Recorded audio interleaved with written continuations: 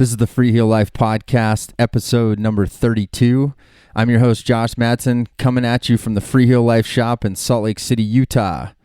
And we are back for this week's edition of Telemark Awesomeness, and I've dug up a wonderful guest for us today. So before that, not a lot of news going on as per usual this time of year, but I am putting a mailbag episode together that I will probably field solo. I've got a bunch of emails that I kind of want to catch up on. Some of them have some great questions that I figured I could kind of build a nice episode out of, but wanted to open that up to you guys out there, and feel free to send any questions you would like me to tackle on that mailbag episode this week. And you can email those to podcast@freeheellife.com. And I would love to hear. And everything goes, and it can be gear, it can be whatever. So send it my way. Today's episode, I have Ty Guarino.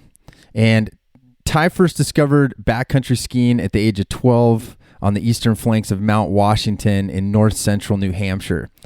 Since then, he, like many others before him, has dedicated himself to the pursuit of skiing in all forms, shapes, and sizes.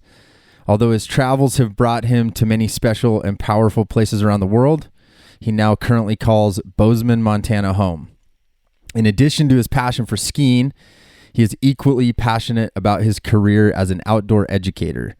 He started instructing for the Colorado Outward Bound School in 2011 and has been hooked ever since. It is through Outward Bound that he feels that he can truly create change in the world and share with others the extraordinary power of wild spaces. In 2015 and 16, he also worked as the first generation of field instructors for the Montana Wilderness School. And I would love to welcome Ty to the podcast. How you doing, man? Good. How you doing, Josh? Good, man. I'm psyched to have you on. When we connected on this, like I said, I feel like we've known each other, but I wasn't even sure we had talked on the phone before. Yeah, totally. Yeah. So, and honestly, to be clear, I went back when I was going through your website and realized that we did an article in Telemark Skier magazine like forever ago, and I totally forgot that was Oh yeah, about the revelations. Yeah, totally. And like, honestly, after we talked on the phone and I was digging through that stuff, I was like, no way. I'm like, because what was it? Was that like 2011 or something? I mean, that was a while ago. 2013, I think. Yeah. Okay. So about 7 years ago. Yeah. That's so crazy. I know that's how my mind's going to it's going away, man. I'm forgetting things already. But yeah, no, I'm psyched to have you on the podcast, man. And I know, well, let's jump into this. I want to explain to people kind of like where you're from, and kind of like how did you get on snow at first? And then I'm kind of curious, like how and when that sort of transitioned over into telemark stuff. Yeah. So, I feel like there's a lot of different players, and there's a lot of different things that happened in my life that kind of led me down this path. But I think like the thing is like, it sort of chose me, and my parents taught me how to ski when I was 3. And I was like an alpine skier and was also pretty serious about hockey growing up. And it was kind of on the back burner for a long time, until I sort of like met this group of friends when I was in middle school, and they were pretty much just like, we're skiers. And I was like, okay, yeah, I'm a skier.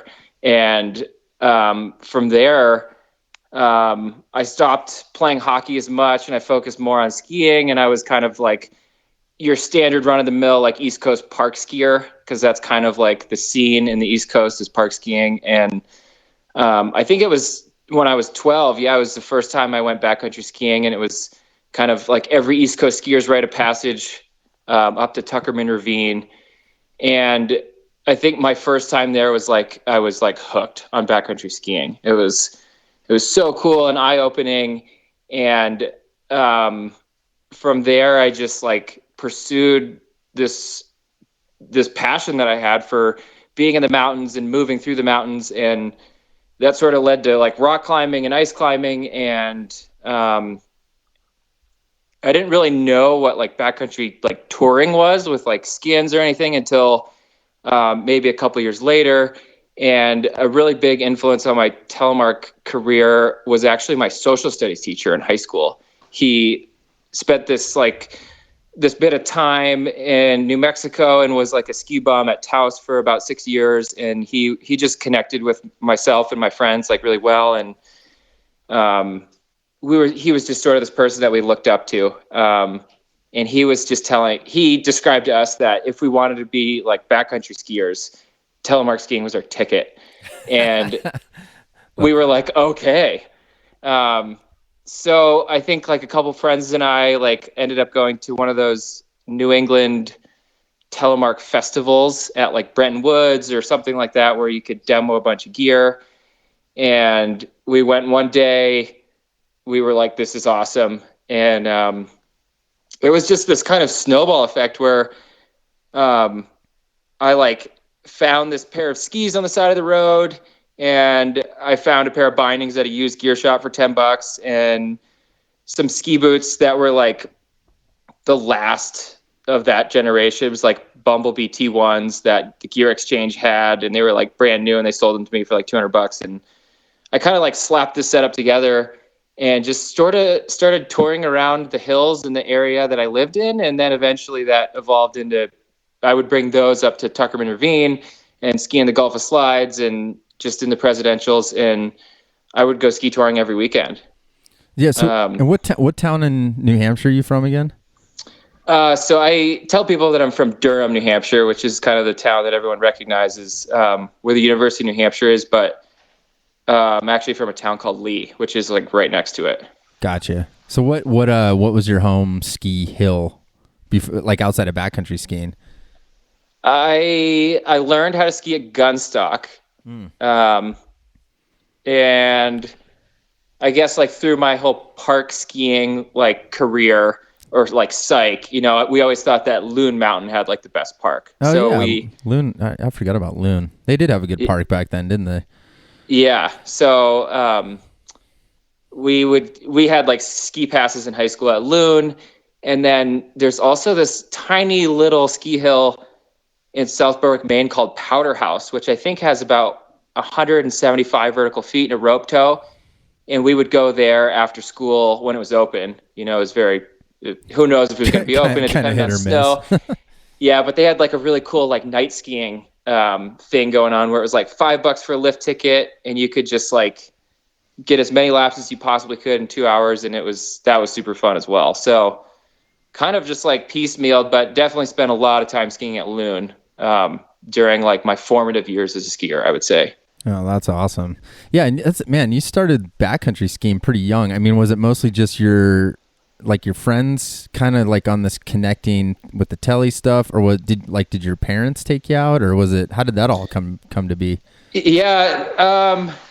So I guess my dad and one of my friends' dads like took us up to Tuckerman Ravine the first time, and they were like, my friend's dad knew quite a bit about, or I guess like basics about backcountry skiing. Like, you know, there's avalanche terrain, and like, you know, avalanches happen and you have to be careful, like, you know, very, very basic stuff like that. And the snowpack and the forecasting is a lot different in New Hampshire than it is, you know, in most of the Intermountain, like West or anywhere else in the world, really. It's very unique. And it was actually a great place to learn how to backcountry ski because they forecasted almost every single slide path. So like every single slide path would have a forecast rating, and we would pretty much only go when it was low hazard. That's interesting. Is there a forecast? I mean, it sounds like that. And I've never, you know, like growing up in Salt Lake, I mean, you have like Utah Avalanche forecast. I mean, do they have that specifically for the presidential range in Mount Washington and that area? When I was growing up, they forecasted for Tuckerman Ravine and Huntington Ravine.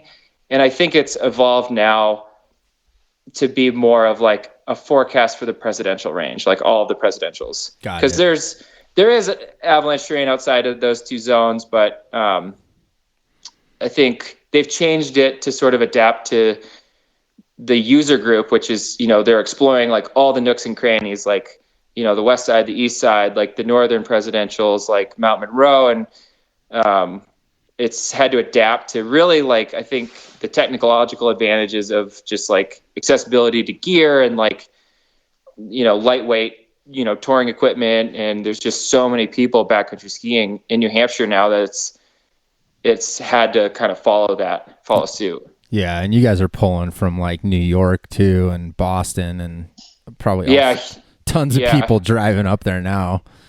Yeah. A bunch of people from Massachusetts for sure, and Maine and from like that whole area. Yeah, and it's crazy to think about how many users there are for how specific and actually limited the terrain really is. And I think like that the spirit, like there's that pride and that tradition in the East Coast of skiing.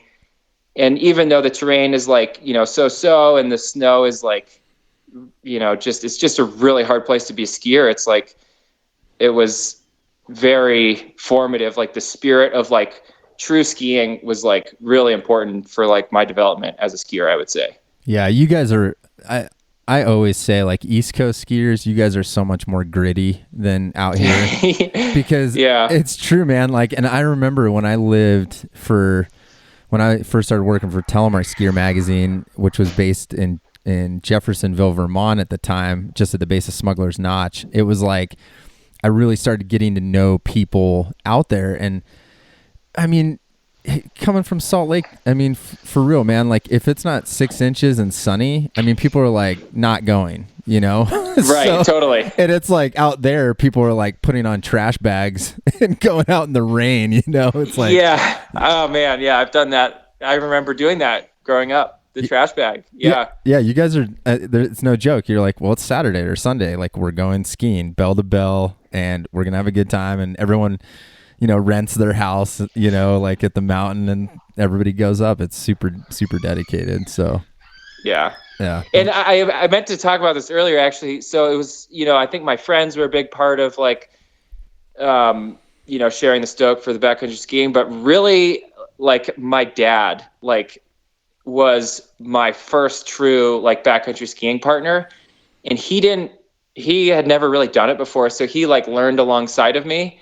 And I just want to like, give my dad that credit. Like he was always down to go skiing. He would ski with me in the rain, and he like bought a touring setup, and him and I would tour a lot growing up. Like when I was 16, 17, 18, like, I like all of my friends were like, doing a bunch of stuff, like, hanging out with their other group of friends or whatever. And I had so much fun. Like, at least once a month I would go out and go skiing with my dad, just him and I. And that was really cool. That's so cool. Did he actually learn how to telemark to do that, or was he on an AT setup? No, he had an AT setup that was a military surplus FT88. Like at the time you could get them for like $20 on eBay. And it was like very New England, like super janky, but like it worked enough. And we had a lot of fun together. It was cool. That's crazy. Is that like those old like plate ones? That's like exactly. Yeah, dude, I remember. I've seen those. I've seen people try to telemark on those things, thinking they bought them thinking, oh well, it's free heel, and then you're like, no, it's like that's like a hinge. That's not. Yeah. You can't flex the ball of your foot, but that's rad, man. And so like. So that's kind of cool because like you said, you were doing the park thing, but I mean, I'll be honest, like you're one of the few people I've met that kind of started in the backcountry early on as a young person, and I don't think that's why I was asking what it was like back there, because I've always said it's kind of hard to teach young. There's some safety issues, right, with like too young of people. Like you can't just like sort of like, hey, here's a beacon and put them out in the wilderness and have them go walk around per se, so that's kind of cool. Yeah. That you're able to experience that at a fairly young age. I mean, is that kind of what maybe led you towards the kind of mountaineering stuff? Or I mean, I like how you put it, like you really fell in love with moving through the mountains. I mean, is that just kind of what how that evolved from just being a backcountry skier, maybe more into like more of a mountaineering type skier? Yeah, I think what's funny is I like always sort of wanted to be like a big mountain free rider. Like I moved out to Bozeman and I like just thought that was like sort of the ultimate in skiing was like, you know, kind of free riding and like ski mountaineering. I just apparently like had the right, you know, I like grew up, like I taught myself how to rock climb. I, you know, did some ice climbing growing up and I actually had an ice climbing wall in my backyard my senior year of high school Really? yeah, Did just you like to build like a hose system and stuff? yeah, it was like a hose system with like wood and chicken wire and it Oh was like man, that's sort awesome. of develop my skill set as a ski mountaineer. And I think like this whole, like my whole progression through skiing, it was kind of like I wanted to be a big mountain skier, but I just like, I had like a history of like, you know, getting hurt or like, you know, it seemed like ski mountaineering was my true skill set. And I just ended up getting invited on like one like true expedition like early on in my ski career, and then I was like, well, I guess I'm just a ski mountaineer and that's what I do. And um yeah, I was like, you know, I think climbing and backcountry skiing was just like that was, you know, just what I was drawn to. And I was so fortunate to have like a great um sort of arena to build a skill set at a young age that was actually like safe. And it was like I didn't necessarily have that many mentors around, but I felt like I just somehow ended up with the situation that like really fostered like this really cool, you know, passion that I've been able to like pursue it, you know, for my whole adult life.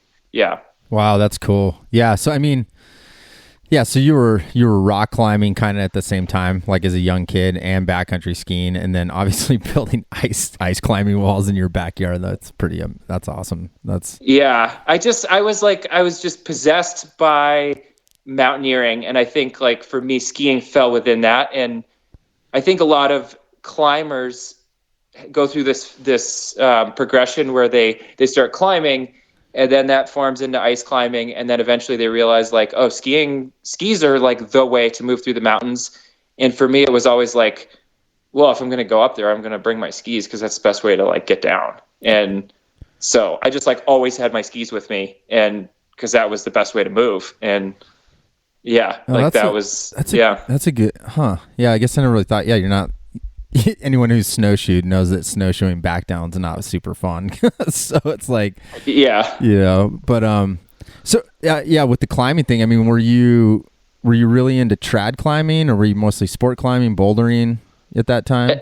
Yeah, I guess like my sort of like the gateway to all of this. Like I had been up to Tuckerman Ravine before and done some hiking, but the gateway was like I found this book called Freedom of the Hills, which is like the mountaineering textbook for like anybody who's ever been a climber. It's like that is the textbook that like teaches best practices, you know, safe best practices in all elements of climbing. And I found that book at a gear store and like bought it, and I was just like completely absorbed. And I actually didn't know that sport climbing was a thing. I just thought that like trad climbing was like the only type of rock climbing that existed. And for some reason, like somebody gave my good buddy like a bunch of like old trad gear, Like old hexes and and stuff. yeah, it was like hexes and stoppers and like quick Yeah. draws. And we ended up with this rope. I can't remember how we got this rope, and we just sort of like started going trad climbing like immediately without really knowing what we were doing. And there was definitely some scary things that happened, like looking back on it. But You're like, we where did all this made rope it. come from, and how many falls does it have on?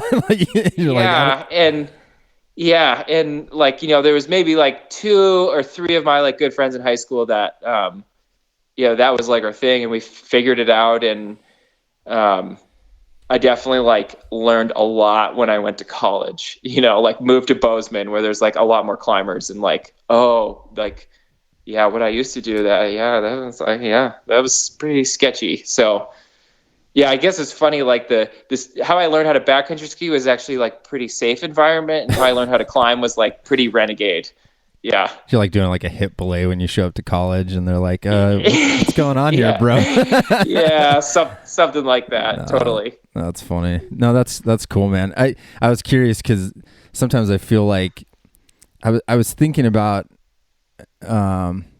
with because I want to get into more of like what you've done with ski mountaineering. And after we talked on the phone before the podcast, I was trying to think about how to sometimes, and we'll get to this a little bit later, but I think sometimes people are always like, well, why do you do that on tele gear? And the first thing that's why I was asking about trad climbing, because it kind of reminds me of like the discipline of climbing as a whole, but why someone would be like, well, why would you trad climb? I feel like that's kind of like a similar, certain people just don't get why you would do that. And it kind of reminds me of Telemark in the sense of, especially like, oh man, I got out of climbing for like 20 years. I used to be more of a climber than a skier when I was growing up. And now going back to climbing, it's funny because I go into the gym and like people like I talk to the younger kids and they're like, they don't even want to go climb outside, So it's like, it's interesting to see that. So I could definitely see that it'd be like, why would you not have bolts to clip? Like, why would you do that? So anyways, that just kind of got me thinking about maybe your background in that and if that maybe translated over to more traditional type of things, but sounded maybe it was a little more organic. Like you just started backcountry skiing and Telemark was kind of the way. So yeah, I would say like, especially that time in New England, Dynafits were around, but they, most of the boots weren't Dynafit compatible. And if they were only 3 buckles. And it just like, like when I learned how to backcountry ski, it was like Telemark skiing was the ticket. And that was just kind of what everyone did. And I think the tradition and the ethos of like New England skiing was like, I mean, yeah, we're all Telemark skiers. And it was kind of like, I guess, yeah, I'm a Telemark skier then too. And that's like kind of what I carried with me. And, you definitely go through these like phases of like, entering the AMGA track or going skiing with a group of people in the Tetons or being in Alaska, and everyone just kind of like looks at you funny, but it's just like, well, that's who I am. That's what I do. And yeah, I think like I told you this before, it's like, it feels like it chose me, and I just continue to do it because it keeps making sense for me. Yeah, no, I love that. And I think a lot of us feel that way. And I tend to always not try to focus on the why as much as just like, it is what it is. We're all doing it. So it's like, I would rather, and that's why I was psyched to talk to you about this stuff, because, I'm very not interested in trying to compare why we telemark and like convince people. Like, I just don't like that conversation, like sitting around trying to convince people why you should telly. I'd much rather talk about like, hey, you're out doing this rad thing. Like, let's talk about that instead. So, but we kind of led into the mountaineering stuff. I mean, and you had said like early on you got invited to go on a ski mountaineering trip, right? Like when and where was that? Because it sounds like you moved out, you went to school in Bozeman, right? Yeah. So you move out from New Hampshire, you go to Bozeman. Is that kind of when this first ski mountaineering trip happened? I would say, well, I think like a big chapter of like, maybe you wanted to avoid the why, but like, No. I want to know the why too. I just don't want to.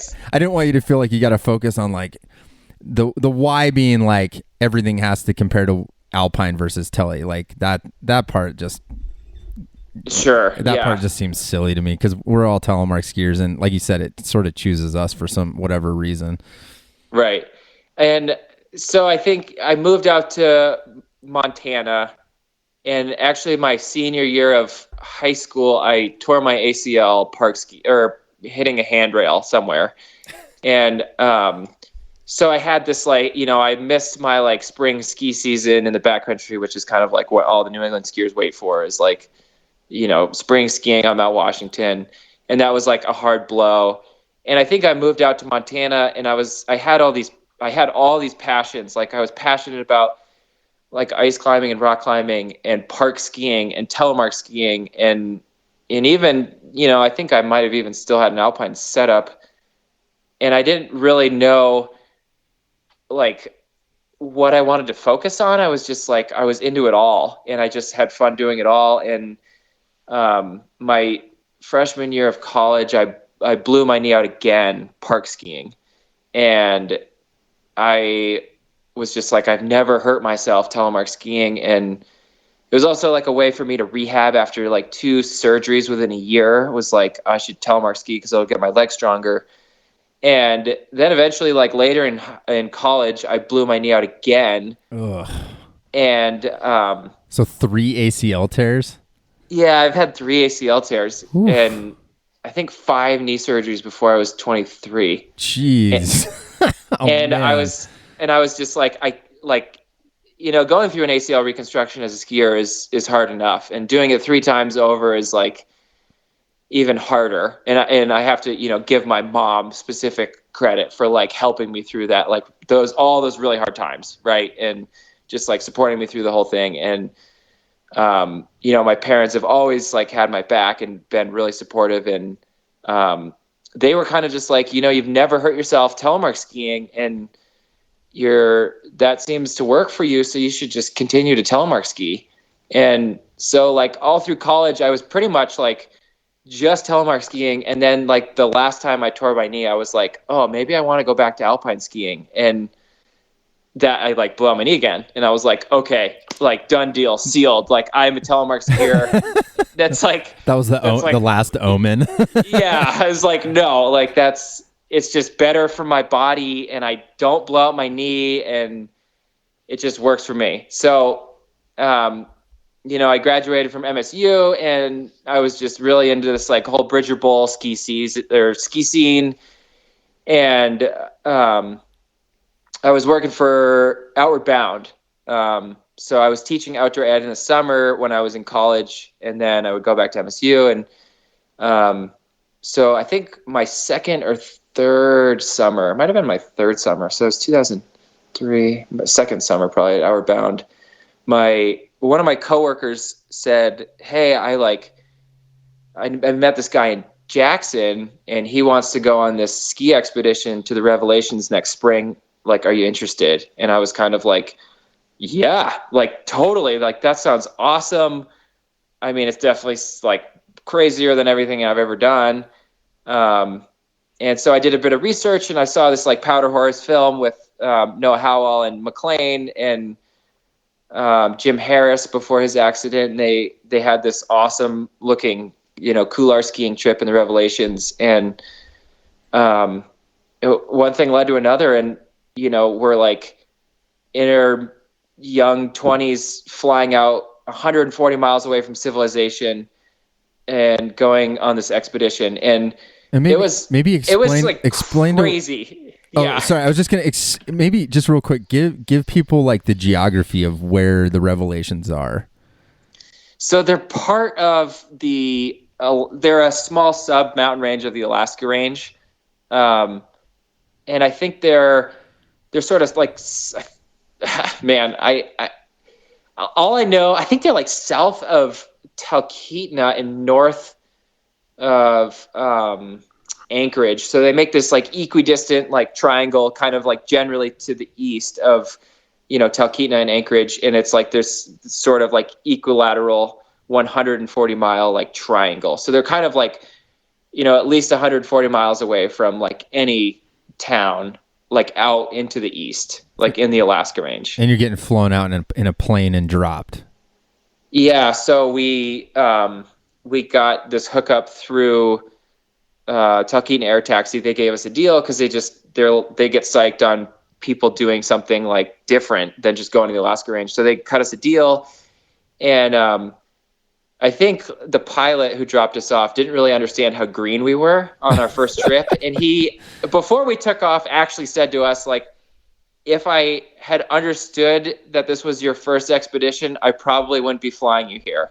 And then he's like not expecting to see you at the end. And then, he turns around, we take off, and I'm sitting on the plane for an hour thinking about what he just said to us. Oh, because he said that before you took off? before we took off, and I'm like, no. oh no, like what are we doing? And it was just like, it felt like we were getting on a spaceship and going to a different planet. Like there was just like, it was like literally like jaw dropping, like mountains everywhere. Like everywhere you looked was white and glaciated.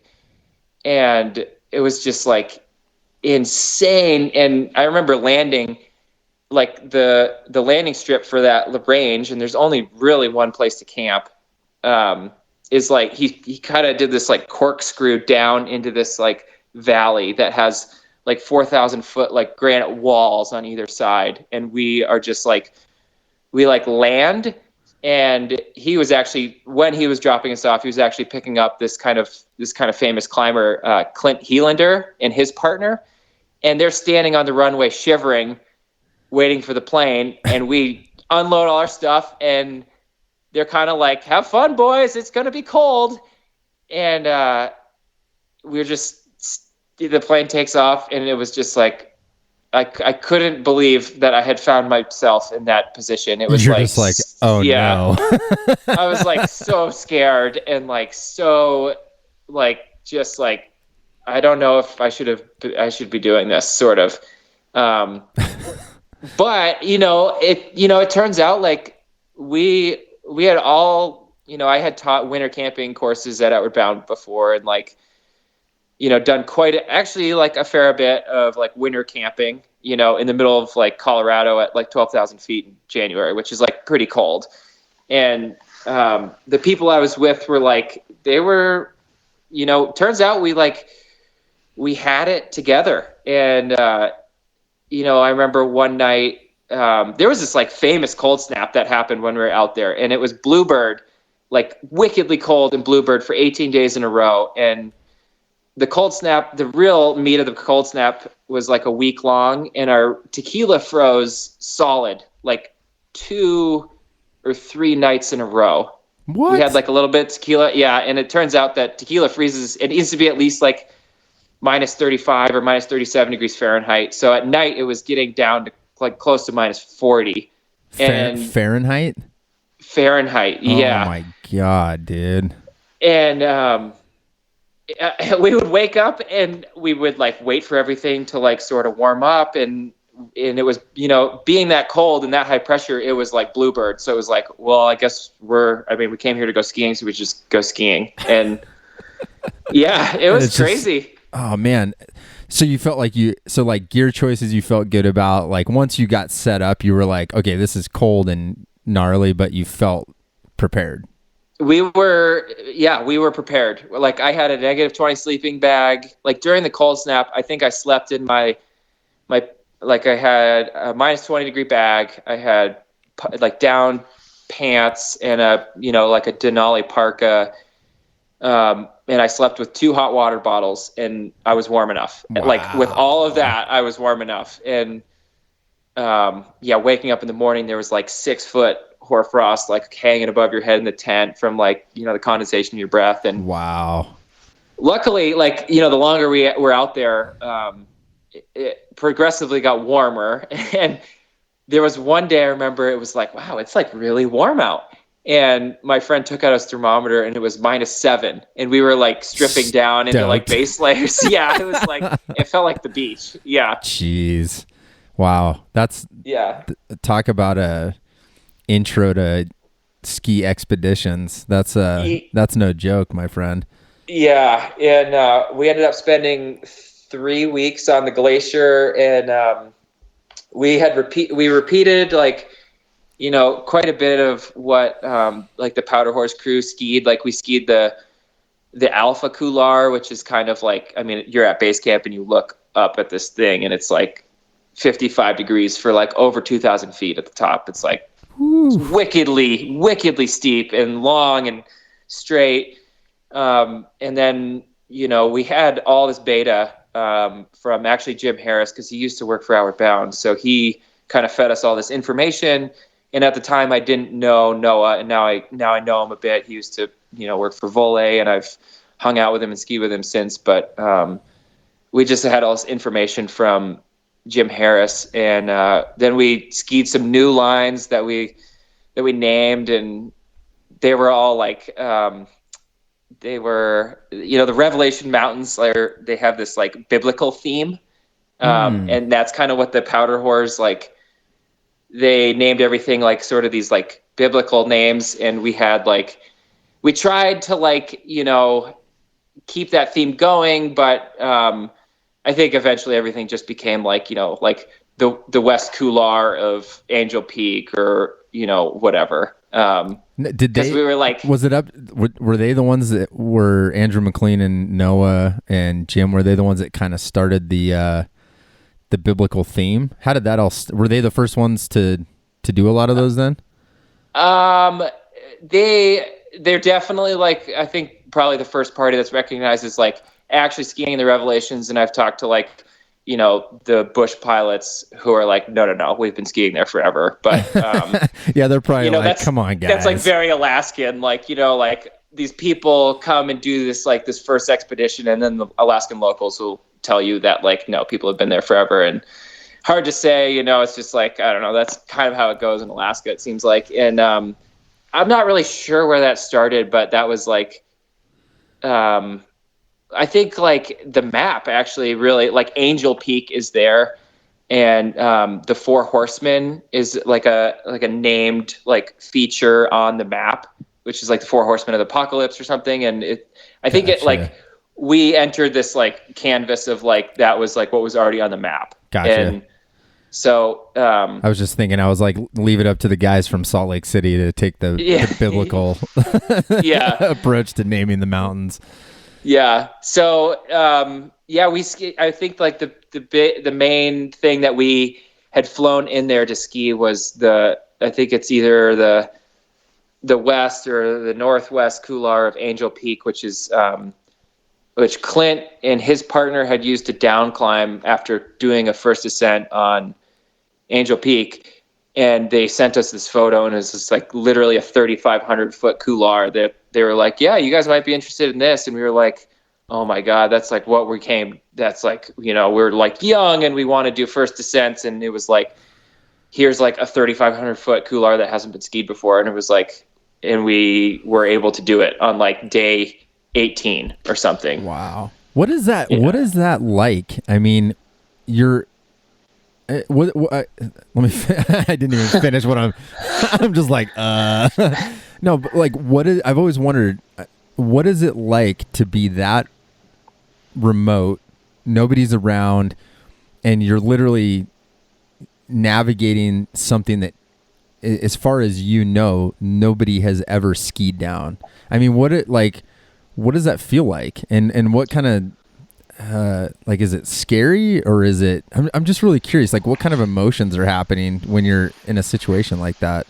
Yeah, I think like the whole theme of the trip is like, I was like scared out of my wits, like pretty much every day, and was just like reflecting in the tent. Like, honestly, like I just like hope I make it through another day of skiing this stuff. 'Cause it's like, it was so steep. I think like early on in the trip we had skied the Alpha Couloir, and it was, I've skied like steep terrain before, but it was like unrelenting. Usually you come up to like a steep pitch and it's like 10 turns of something that's like 50 degrees. And these things were like literally like 55 degrees for like thousands of feet. And wow. It was kind of firm. It was predictable, which was nice. And it was edgeable, but it was kind of firm. And, it was like, I remember being so scared all the time, and feeling like, I think this is like like a lot of times the thought entered my mind that I am like too green in my ski mountaineering career to be here. And it turns out that like we kept it pretty tight. And, I think the best thing that we had going for us was that 3 out of the 4 of us had been outward bound instructors for long enough to know that, the real monster was group dynamics.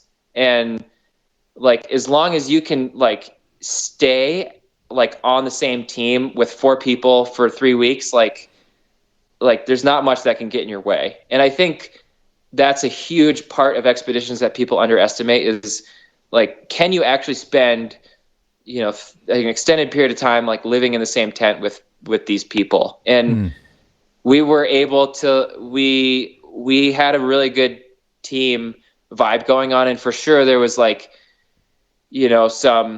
some troubles here and there, but like overall it was, we were caring for each other. We were looking out for each other. We knew what we were doing was like very serious, and we were very like honest with ourselves. And I think like my friend, Aaron Diamond, who's gone on, he's actually a split boarder. He's gone on to do like, way bigger expeditions beyond that. Like the following year, he climbed and snowboarded Denali, Hunter, and Forker, like all in the same expedition, which was like, wow, that was like that, but beyond that, it was, we were all young. This was our first trip, and we wanted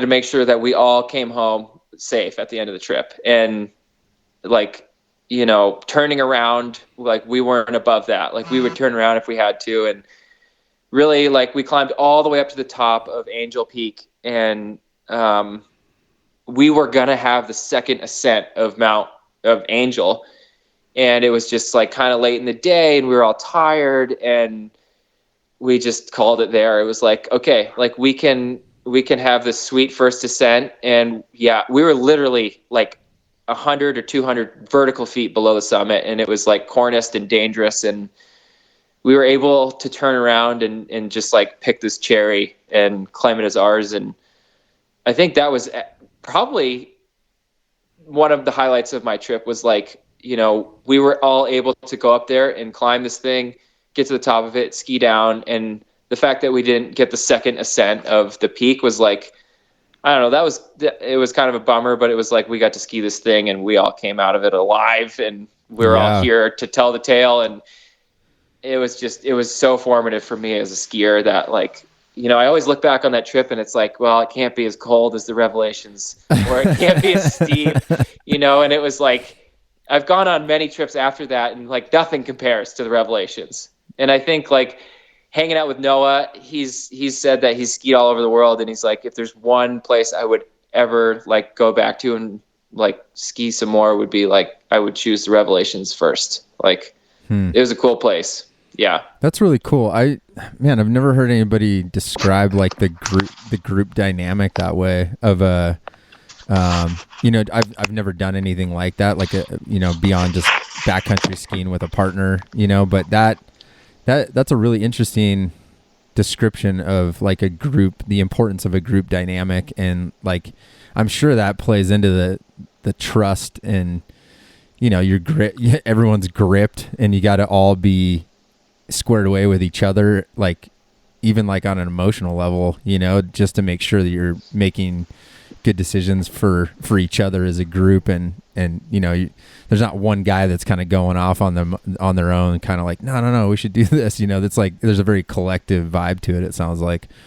Yeah. And that's certainly like, it's a theme, like every trip that I go on, and it's really hard to nail it. Honestly, it's, you think you're like good friends with these people, and you are good friends with them. But it just turns out that like, expeditions are just like a whole new level. That's like a challenge outside of your norm that, it can be really hard. So that was a really important thing that I learned on that trip, was, really take into consideration like your ski partners and your expedition partners. And, it doesn't have to be, like you don't have to have like the best skiers or the best climbers. You have to have like the most well-rounded, like human beings that at the end of the day are looking out for you and really have a good sense of humor. It's like, that's what I look for in an expedition partner. I love that. That's that's awesome. So if you're listening out there, that's that's probably the best description I've ever heard. That's pretty awesome. Well, and so what that immediately makes me think, like, I think one of the things I kind of picked up on just, when we talked before doing the podcast, and then even now, like there seems to be like a real emphasis in your life with like the outdoor, like being an educator, And Sure. Yeah. and like how, like, you were doing Outward Bound, and we talked about it a little bit in the intro. There's all this other stuff you've done, and there's a ton of stuff I didn't mention, but I was wondering, like, so I know you've started down the track now of being an AMGA guide, and I guess first I was just, for those of some people out there might not know what AMGA and IFMGA is, and I was wondering if maybe you could just kind of give like a little, just kind of like a brief synopsis of like what that is, and kind of like we talked about, kind of like the three disciplines, and then like what makes up a mountain guide if you went that route, and just like all that. Sure. Yeah. So the birthplace of guiding as a profession is definitely Europe and the Alps, and different countries have different guiding programs set up that can either be recognized or not recognized by an internationally governing body called the IFMGA. So to be an IFMGA accredited country, I think like the lead country is probably France. They have to kind of vet your program and make sure that your guide schools are up to best practices, and that the people going through those programs are getting enough experience and quality training. And so what the AMGA is the American Mountain Guides Association, which is an IFMGA approved guide track program. So there's 3 different disciplines in the US that you have to complete to become what's called a pinned guide, or an International Federation mountain guide.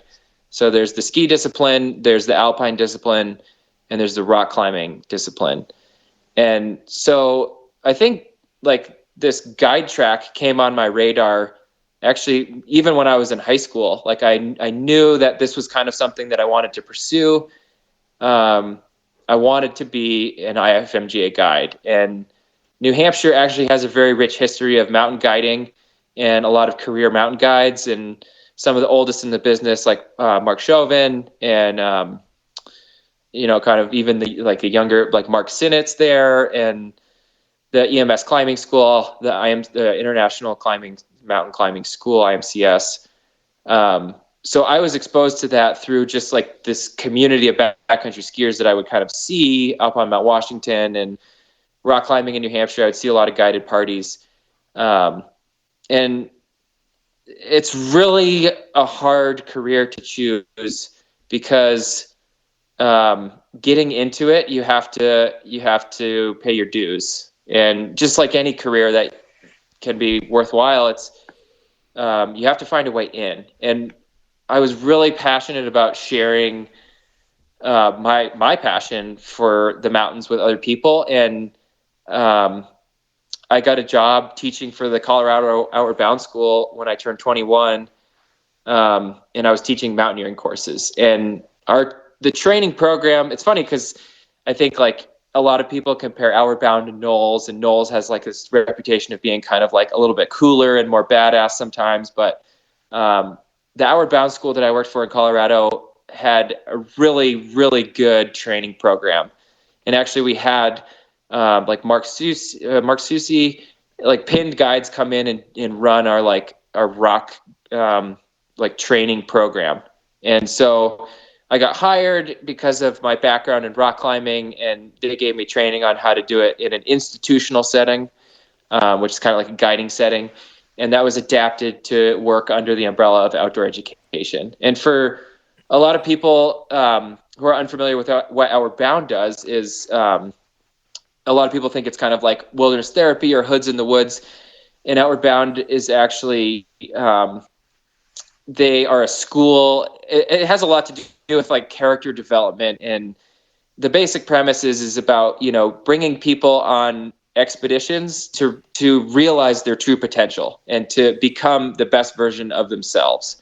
And I think a lot of times that's confused with Knowles, which is actually like the National Outdoor Leadership School, which is training you in hard skills like backpacking and cooking on a cook stove and like rock climbing and leading trips. And Outward Bound is really about, beyond that. And we use like climbing and expeditions as a vehicle for that realization. So it's very like, astral and kind of out there and like kind of hippy dippy. And, being 21 and being a climber, I just totally identified with that culture and was like, this is really cool. And so that was my ticket into sort of the guiding career. And I had so many opportunities with Outward Bound that I stuck with outdoor education for probably like 6 full-time years. And what led me to jump over to guiding was it's an unsustainable sort of lifestyle. Like, you're not making that much money. You're usually living like out of your car or at a base camp, seasonally somewhere. And, it was just like, you kind of get to this point where you need to choose between a guiding career, which is where you would go next, or you move into like more of an administrative role where there's like, a salary and benefits, or you just leave sort of that whole like job sphere completely. And I remember being a young instructor and a senior instructor sort of prepped me for that. And he said, there's going to be a time in your career where you're going to have to choose between like, these two paths. And I was like, I'm going to be a guide. And so that's how that evolved. And I've always really admired Doug Coombs. He's kind of like my skiing hero. And he has a really interesting history with the AMGA actually, where he pretty much invented, Alaska style helicopter skiing, and ran a business and was the man, and actually had to go back and get all of his guide training to go guide in Europe. And interesting. And if you read the manual on how to be a ski guide, it's pretty much just like, this is what Doug Coombs did. This is what you will do. And so he sort of invented all of this, and then had to go back and then get approval from this like governing body to be like, okay, yeah, you're like, you can go guide in Europe. He needed the French stamp of approval. Exactly. Yeah. And it's more nuanced than that, but like, so yeah, that was like, I was like, okay, this is my time. I want to be a ski guide, like that's what I'm most passionate about. And so, when I was 26, so in 2016, I think I got my first like ski guiding job as a tail guide for a yurt operation close to Montana or close to Bozeman. And I eventually started working for Montana Alpine Guides, where I've kind of worked my way up a little bit, and I'm, a lead ski guide. But, ski guiding is a really hard job in the US because there's just really not that much work. Yeah. And so what I've been able to do is link that up with professional ski patrolling. And so I work part-time as a pro ski patroller at Big Sky. And then I, also do my ski guiding thing. And that's amazing. Yeah, I work a lot, but I get to be on skis every day, which is sweet. Yeah. Maybe let the people know out there which operations, if they want to go out and ski with you, which operations should they look into? I would say just contact me directly. And, my website is telemarktie.com. And I've got my email and my phone number on there. The main company I work for, like close to Bozeman, is Montana Alpine Guides. But if you contact me directly, we can essentially go and ski wherever permits allow us to. I just really like connecting with people and trying to hear from them. Like, my approach is to try to hear from them, like what they want to get out of their day, and really try to target like a meaningful experience for them. And I really like to avoid sort of the run of the mill, like, oh, like I just assume that you want to like go powder skiing, and we're just going to go powder skiing until like, you can't walk anymore. And I think there's, a lot of clients, they're looking for some other experience. Like, I want to see something beautiful, or I want to see something steep, or, whatever. So I think that's like definitely been my approach to ski guiding, is spend some time with the clients, before we go out, and really get to know like what is going to make them excited. Yeah, you're trying to find more. That's a cool approach, because you're really trying to find out like what kind of movements through the mountains they want to make and achieve what they want, not just like let's just go slam powder turns all day and expect that that's going to make them happy.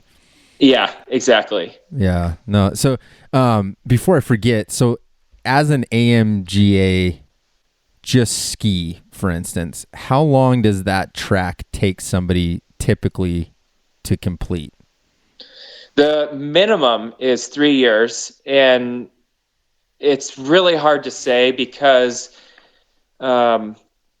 people going through the AMGA track are usually working as guides, and guiding careers are really hard to work full-time year-round. And I've been really lucky to link up like outdoor education and ski guiding and some rock guiding and guiding on Denali. But the challenging part is that an AMGA course is usually offered the middle of the peak guiding season of the discipline that you are trying to get this course in. So you're trying to work and trying to take a class at the same time, basically. Yeah, and the classes also have, so you're paying a bunch of money for a class, and then going to that class you have to pay a bunch of money for housing, and then while you're there you're missing out on the peak season of your guiding job. And so for me it's taken a lot longer because I have been working as a guide, and I've been trying to like use my guide money to like pay for more courses, whereas a lot of other guides, they'll have kind of like their cash cow business. Let's say if they're a ski guide, they have their LLC as a carpenter in the summer, and they can like do the ski guiding thing in the winter, but really where they make their money is the summer, and it's either like landscaping or carpentry or whatever. And they can usually, those types of folks can get through the programs faster because they're not trying to coordinate their schedules with their guiding services. And so minimum 3 years. And I think like for me, I took so there's 3 courses. There's the ski guide course, the advanced ski guide course, and then the exam. And separate of that actually is that you need to be an avalanche certified level, like pro level 2. And when I started going through the program, I actually I got my level 3. So I sort of got grandfathered into the new avalanche education program. So you need to have like, AVI 1, Rescue Fundamentals, Pro 1, Pro 2, then your ski guide course, then your advanced ski guide course, and then you need to take the exam. Woo. And that's just one branch. Yeah, right. That's only the ski side. And that's only the ski side. And wow. So it's it's a lot. That's dedication. I know. And I was mentioning that to you on the phone. Like I was on a trip with a Canadian mountain guide, and actually right before I got on with you, I looked it up. I mean, there's only 150 IFMGA guides in the United States. Like, right. That is absolutely insane to think, because that's such an elite group of people that have dedicated their time to the craft, of mountains. I mean, it's a respectable track, but I'm glad you could explain that, because as I've learned more about it, I thought that'd be interesting for other people, because it's not it's not easy. I mean, that's just I don't know how else to say it. I mean, it's just like that is a lifelong pursuit. It's a very fringe career, and explaining what I do to other people is, I mean, I work part-time as a ski patroller. So what I tell people is just like, I'm a ski patroller. That's like what I do. And it's kind of like easier to tell them. It's just way easier to tell them. Yeah. And I think a really important thing to note is that, the AMGA has been around since 1979, but you could, and you still can work as a guide in the U.S. without any AMGA education. And what's happening is it's changing. So like my generation of guides is the IFMGA generation, where if you want to be a guide, you need AMGA education. Like either you won't get hired by companies, or it will impact like permits, or, you won't be accredited. And there's this huge push to now be an IFMGA guide, whereas like previous generations, they could work as guides, learn the craft, get mentorship, and then, they could either choose to go down that road or not. And a lot of them made a great living as, an uncertified guide, and they were quality guides. They did a great job.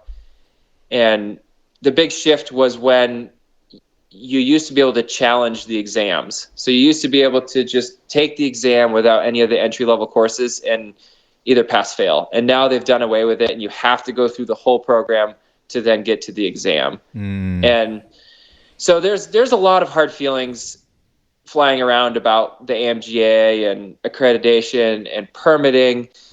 And what it comes down to is the U.S. is a really, really hard job to be a mountain guide in.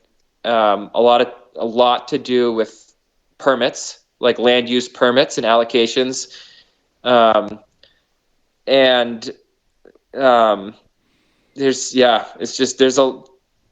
a lot that goes into the American guiding career path that isn't associated with European guide tracks or Canadian guide tracks.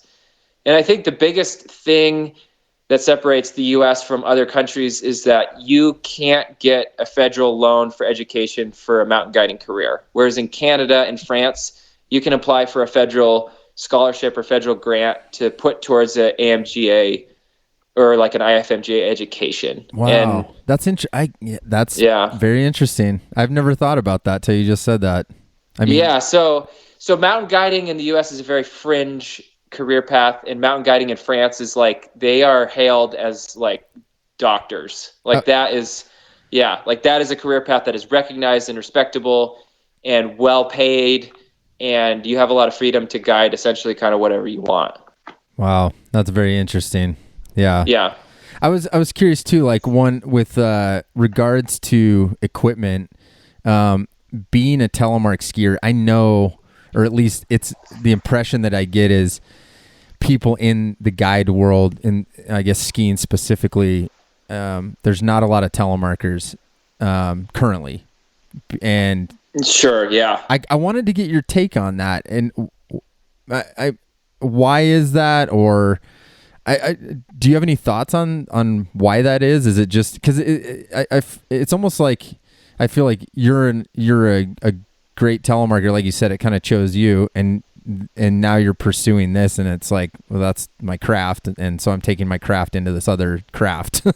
Yeah, I mean that's how it seems to me when we talk. But I was just kind of curious, like, is there any pushback from people? I noticed that with ski patrol a lot too. Like, there's some mountains that still hassle telemark skiers, like, well, you can't carry a toboggan with freeheel gear, stuff like that, or at least I hear that. I haven't personally experienced that, so I'm just kind of curious your whole take on that. Yeah, well, I would say, like, Big Sky, we actually are 20% telemark skiers on the pro patrol. So we have 110 paid pros, and literally 20% of them on freeheel equipment. So I like hearing that. Yeah, it's pretty cool, and it's definitely certainly mountain to mountain, but for one reason or another, we just got a whole bunch of freeheelers. And do you think there's before you move to AMGA, I'm curious, as a pro patroller, do you see a legitimate disadvantage at all with a telemark setup versus an alpine setup being a patroller? No, I think there's actually an advantage, and I think equipment has gotten so, NTN bindings that are step in, step out. They have brakes. They're releasable. There's an advantage because you can be on your skis and literally bend down and do all these things that you have to, like, take your skis off when you're an alpine skier to do. And, it's just like some people argue that you're more stable doing a ski cut on alpine equipment. And maybe that used to be true, but like now we've got like NTN bindings, and you have so much more edge control. And yeah, I mean, certainly doing a ski cut on a 3-pin binding is going to be a little bit less secure than doing one on like an Outlaw, but sure. Like, honestly, it's easier on your body. It's easier on your knees. It's easier on your back. You can bend over. I think there's actually an advantage, and I think that's one of the reasons why a lot of the big sky ski patrollers continue to telemark ski is it saves their body. The boots don't hurt. Your feet are comfortable all day. You can run a toboggan just fine. Like, there's really no disadvantage. And I think, like, certainly, like, an adjacent mountain to us is Bridger Bowl, and they've got maybe 2 telemarkers on their squad. 3 maybe. Yeah. That's interesting. And it's just it's a different mountain for sure. They have different terrain, and it's a different crew. We generally have a younger group of ski patrollers, and they have kind of the old guard. But yeah, definitely mountain to mountain. But I mean, I just think that, like, telemark skiing has prolonged my ability to ski as hard as I can and have been. I'm 30 years old, and I feel as strong as ever. Like, I don't feel like, I'm 30 and I'm like going over this hill. I feel like I'm 30 and I get stronger every year. You're at the prime, bro. You're yeah. and even with, 5 knee surgeries, like, I don't feel it. Like, I telemark ski every day I go skiing, and my body is so healthy for that. And so many of my friends are alpine skiers, and they've got, like, skier knees, or like they're creaky, or whatever. And I feel younger than ever. Like, my body feels good. And I think that telemark skiing has gone a long way for me in that sense. Oh, that's dope, man. I love hearing that. Well, with the AMGA thing too. So, like, in the guide world, okay, cause that honestly, that's awesome to hear about the patrol side. I'm curious, like, when you get into the mountaineering space and ski guiding, what, if any, is there pushback to telemark equipment? Absolutely, I would say. And I would say, on the AMGA, like, required equipment list, it says freeheel equipment, alpine touring equipment, or splitboard equipment. And it's like, I mean, if they allow it, it's like, you can go and take a program for it. But I've taken the ski guide course and the advanced ski guide course, and both times I've gotten this sort of, like, hairy eyeball, like, okay, so you're really gonna be doing this, like, you okay? Like, are you sure? Like, do you want to go to your locker real quick and get your other stuff? Did you bring your alpine setup too? And it's like, no, like, So what the arguments that I've heard is, and there is actually quite a bit of validation to this. And if you're going to be skiing terrain where your clients are nervous, like, modeling, and they're on alpine equipment, like, modeling an alpine turn for them to show them how it's done, that is a super important guiding tool. And the main argument is, like, all of your clients are going to be on alpine touring equipment, so you want to be modeling alpine turns, or you want to be able to, like, share equipment if something breaks. You want to only have, like, a repair kit that's going to work for, like, one set of bindings. Or it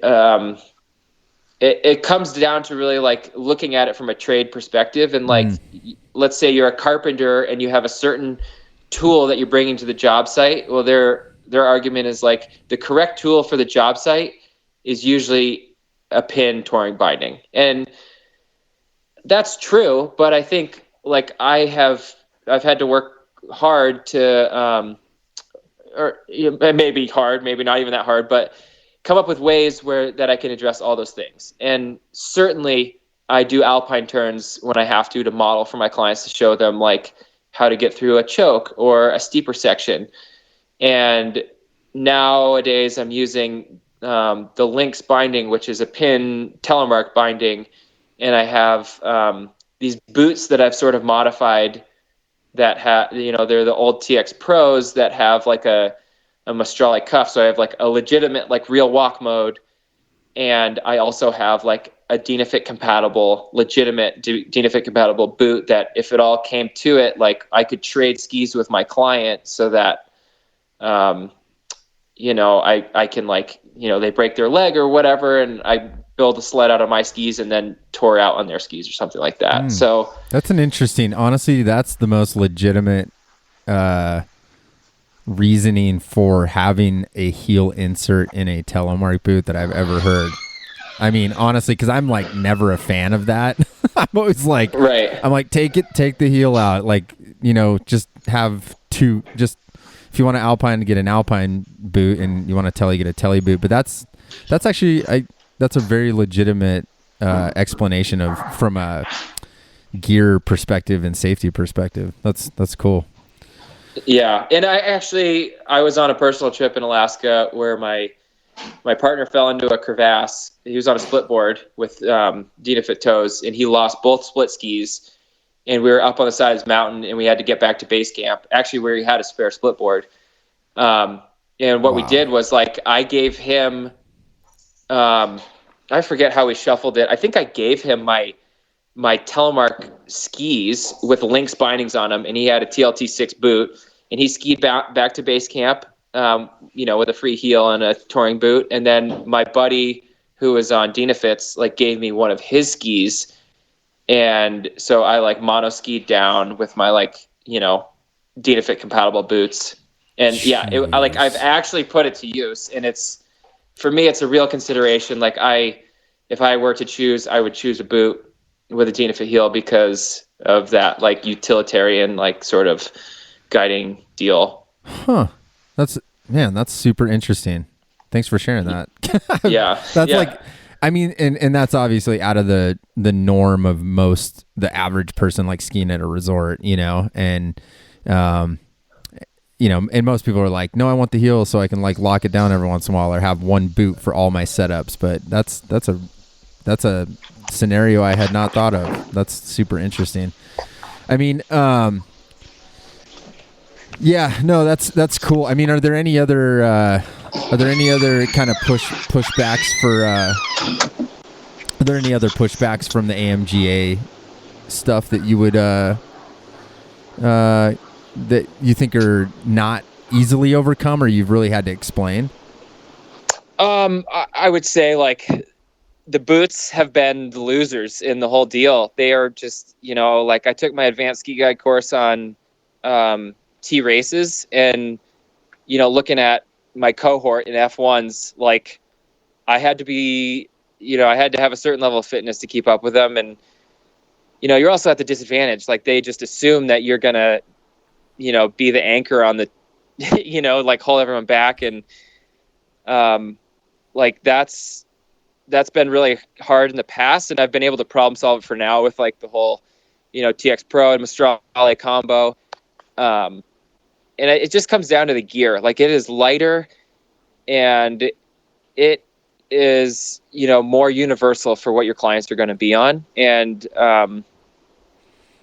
I sort of kind of like it, like I think, like, there's, like, maybe Telemark skiing has the rebel spirit, but I am a skier, and I want to find a way to get paid to go skiing, and I happen to be a Telemark skier, so it's like, I became a guide so I could go skiing, and I don't want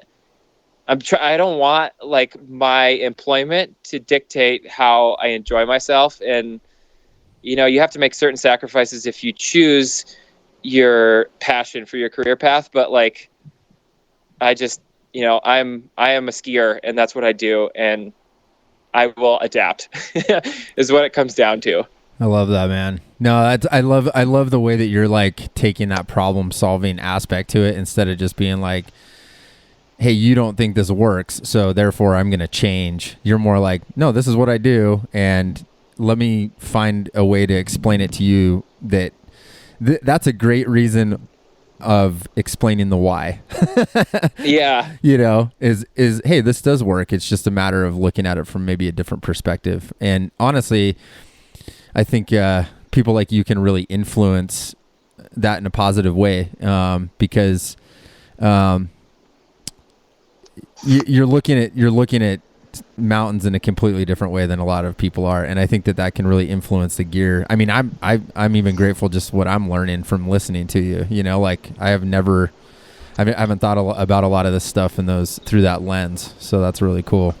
Yeah. And I think like another important part of it for me is, I look up to Doug Coombs so much in my guiding career, and he, I wish I got to meet him before he died, but everyone that skied with him said that his passion for skiing was so like raw and true that like they felt the energy like coming off of him, and he just made everything look so easy. And I just like really think that that's a really cool ethos in guiding, and I have so much fun telemark skiing, and I want to like sort of inspire my clients to have that much fun. And for me, it's like, kind of like, yeah, okay, I can model alpine turns and show you how it's done if you really need it. But like, it's also like, oh, if I can do this on telemark skis, like you can totally do it on alpine skis. Like you got this. Like, I think there's an aspect to that that's like, yeah, maybe I'm modeling like a different turn, but I'm also modeling like you got this, and I think like I've definitely, just like heard people, tell me that they're inspired by the fact that like, I'm passionate about telemark skiing and I pursue it and that's my thing. And I like want to emulate that to my clients. Like I love skiing so much, and I want you to love it as much as I do. I love that, dude. Yeah, and I can feel it when I talk to you. Like you're a true skier, like you're psyched. Yeah. You're trying to find a way to do it. And I love that. Just before we wrap up, I don't want to go too deep on this, cause I know, we were trying to kind of keep it to the hour mark, but yeah, totally. But I just one question that we didn't get to that I wanted to just sort of seed it. And I'm sure I'll have you on again, cause there's so much stuff, like even as I was going through like what you've done and what you're doing, like I'm a fan, dude. I'm stoked. Like yeah, nice. I'm like looking at what you're doing, and it gets me stoked just to watch these, whether you're doing an expedition or like I was going through your list of descents and stuff, and I'm like, oh man, I was already starting to click on little video links if they were there, and I'm like trying to read up on it. But the one thing that came up and is there's obviously some first descents that are marked on there. There's some second descents. And then I noticed that you do actually have like first telemark descent on a couple things. And this is like kind of just an open question, because I don't know a lot of people like you that are doing that kind of stuff, and I'm curious as to maybe how, I've always wondered how do you define that? Because you could be on tele gear and make parallel turns the whole way down, like, and I don't think most people would call that a telemark descent per se. But I'm just kind of curious, how do you look at it as a ski mountaineer, and how do you sort of categorize that? Like when you're like, hey, this is a legitimate first telemark descent down this line. I think it's hard to define it, but you could also look at it from an equal lens of, let's say like, okay, you have a descent of this mountain and you side slip the whole thing. Doesn't matter if you're on like alpine gear or telemark gear or a snowboard. You could also look at that and be like, well, is that even a ski descent? Like you didn't even make a turn, you just side slipped down a 50-degree slope with ski, and so to say like, oh, it's the first telemark descent, like, yeah, it's definitely open to interpretation, but I think the world of, climbing and skiing are dictated by sort of, a set of just like principles, or style. Like a lot of my friends in the Tetons are obsessed with like doing it in good style. And what good style, like a good style descent is skiing as much as possible, making turns, using the rope as little as necessary. And, like if you have to rappel, like you're doing it in a way that like makes sense. And so to claim like a first telemark descent for me, it's like,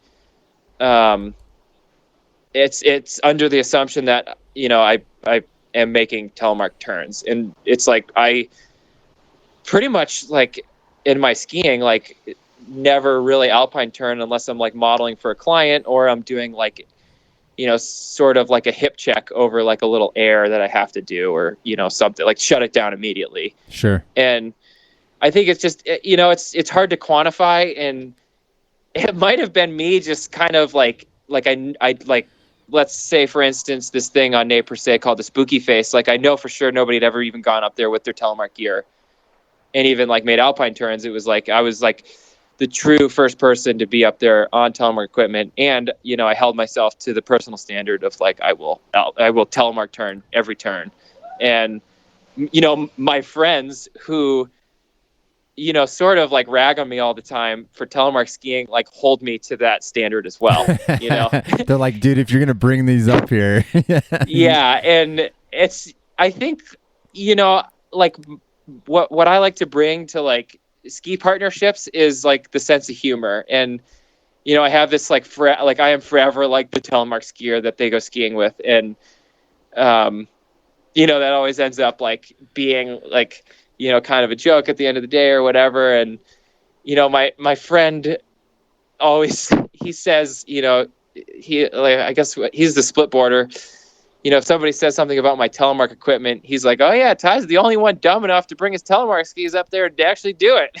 And it's kind of like, I don't know. It's all about having fun, and it's, about being out there with your friends. And, I hold myself to a personal standard of like, telemark skiing to me is making telemark turns for sure. Yep. Absolutely. Yeah.